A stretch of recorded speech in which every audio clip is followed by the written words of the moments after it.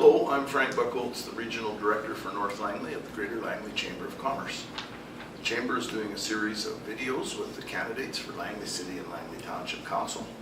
And right now we are speaking with Gayle Martin, who is seeking re-election as a councillor in Langley City. Welcome, Gayle. Thank you very much. Tell us just a little bit about yourself and why you're running for council again. Well, you know, I've been doing this for a long time, and I absolutely love what I do. The city, to me, with our new vision, the Nexus of Community, it's going to guide us over the next several years in preparing for transit coming to Langley, and it's going to change our downtown, and it's just really exciting, and I'd love to be a part of it. Great.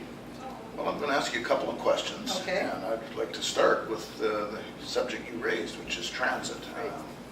There is plans for an LRT down Fraser Highway, and in the Surrey election there's been quite a bit of controversy as to whether that should be SkyTrain or LRT and whether that should be built first instead of the line that they have funding for. What are your thoughts about the SkyTrain versus LRT discussion? Well, I certainly prefer SkyTrain over LRT, and in regards to the L line that's being built in Surrey, I agree that it should come down Fraser Highway first. I mean, it doesn't make sense to me. I actually asked Kevin Desmond, the CEO of TransLink, why they're building that L line prior to doing Fraser Highway, and he said, well, you know, the population, it'll come once the LRT is there. And I said, right, but we already have the population, right from Surrey to Langley, with Clayton and getting into the city. So I much prefer the SkyTrain technology. I understand it is more expensive, but you know, we want to move people, and to me, SkyTrain is the only way to do it. And you referenced transit coming to Langley City, right. Which of course it is. What kind of a difference is it going to make when there's rapid transit in Langley City?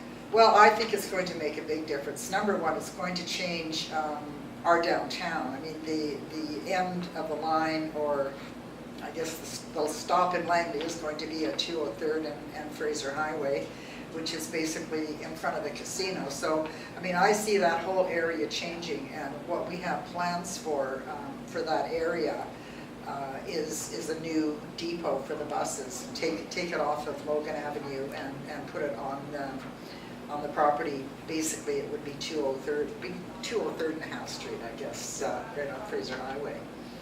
And you mentioned the bus loop, and that's an interesting point, because one of the concerns a lot of Langley residents have had, city and township, is the lack of transit service here.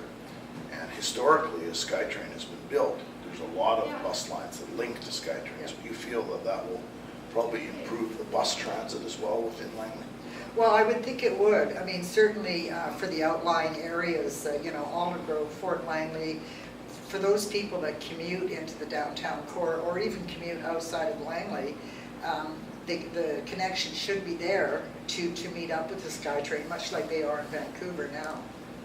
Okay, let's go to another topic, Gayle. And housing has been a very hot topic throughout the region. Yep. The cost of housing has gone up dramatically, including in Langley.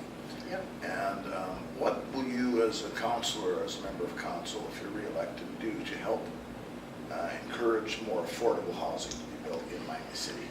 Well, I think, you know, the only way that we could encourage affordable housing is if we had land to give up for the building.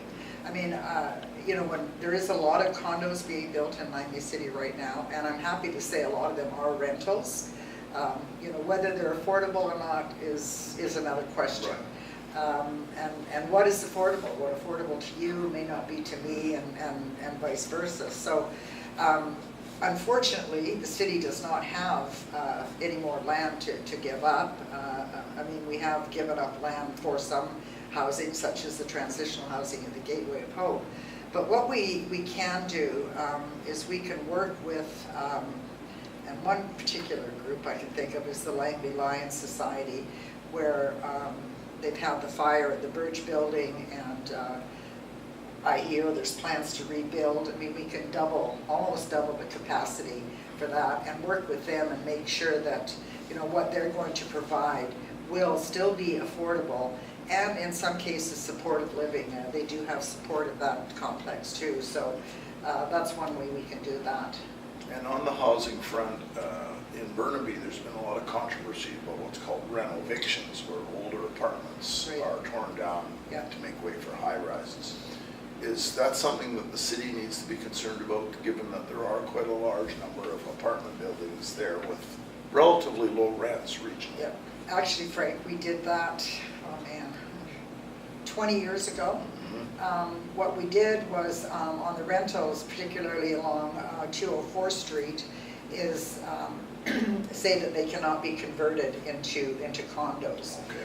Now, you know, I also believe that those buildings, they're getting on in age, 40, 50 years old.